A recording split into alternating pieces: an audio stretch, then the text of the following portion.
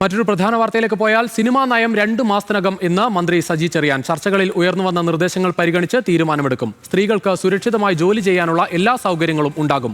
ലിംഗസമത്വം പൂർണ്ണമായും ഉറപ്പാക്കണം എന്നത് എല്ലാവരും അംഗീകരിച്ചെന്നും സജി ചെറിയാൻ പറഞ്ഞു.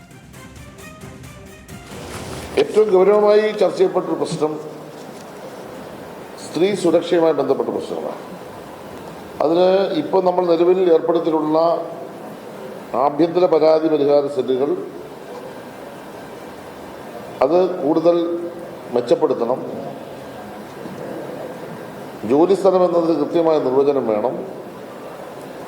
നിയമപരിരക്ഷകൾ പൂർണ്ണമായി ഉറപ്പുവരുത്തണം. സ്ത്രീകൾക്ക് പ്രസവാവധി മറ്റ് ആനുകൂല്യങ്ങൾ ഇതിന്റെ ഭാഗമായി നൽകണം. ഷൂട്ടിംഗ് സെന്ററുകൾ കുഞ്ഞുങ്ങൾക്കായി പ്രത്യേക നഴ്സറികൾ സ്ഥാപിക്കണം.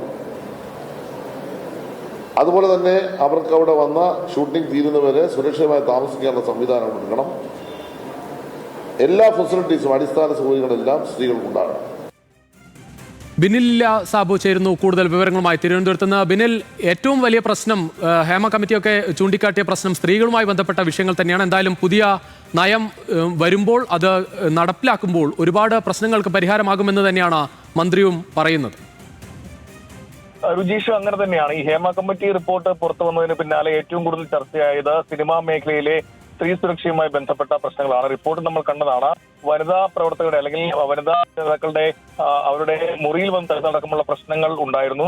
അത്തരം കാര്യങ്ങളൊക്കെ ഈ കോൺക്ലേവിൽ ചർച്ചയാകുന്നത് തന്നെയാണ് മനസ്സിലാക്കാൻ കഴിയുന്നത്. മന്ത്രിയുടെ വാക്കുകളിൽ അത് വ്യക്തവുമാണ്. എന്തായാലും ഇക്കാര്യത്തിൽ സ്ത്രീകൾക്ക് സുരക്ഷിതമായി വന്ന് ജോലി ചെയ്ത് പോകാൻ കഴിയുന്ന സംവിധാനം ഉണ്ടാകണം എന്ന ചർച്ചയാണ് ഇന്നത്തെ സെഷനുകളിൽ പ്രത്യേകിച്ച് ഉയർന്നത്. അതിൽ ഏറ്റവും പ്രധാനപ്പെട്ടത് സ്ത്രീകൾക്ക് പ്രസവാവധി, അതോടൊപ്പം തന്നെ സമയക്രമീകരണം, അതിനൊപ്പം തന്നെ കുഞ്ഞുങ്ങൾക്ക് നേഴ്സറി അടക്കമുള്ള കാര്യങ്ങളിൽ ഒരു വ്യക്തത ഉണ്ടാവണം. അതിനുള്ള ശ്രമം വേണം എന്നുള്ളത് തന്നെയാണ് ഇന്നത്തെ ചർച്ചയിൽ സ്ത്രീ സുരക്ഷയുമായി ബന്ധപ്പെട്ട ഉയർന്നു വന്ന കാര്യം. എന്തായാലും 2 മാസത്തിനുള്ളിൽ സിനിമാ നയം ഉണ്ടാകുമെന്നാണ് മന്ത്രി പറയുന്നത്.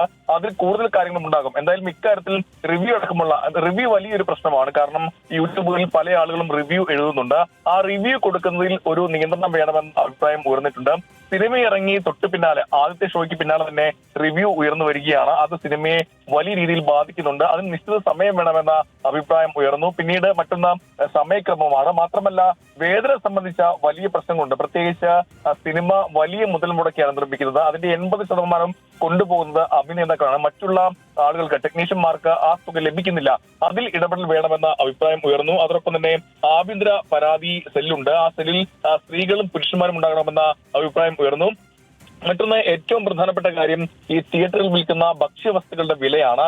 അത് സാധാരണക്കാർക്ക് താങ്ങാൻ കഴിയുന്ന വിലയല്ല എന്നാണ് ഈ പ്രതിനിധികൾ പറഞ്ഞത്. അതിൽ സിനിമ കാണാൻ വരുന്നതിനേക്കാൾ വലിയ ചിലവാണ് ഈ ഭക്ഷ്യസാധനങ്ങൾ അവിടെ നിന്ന് വാങ്ങുമ്പോൾ.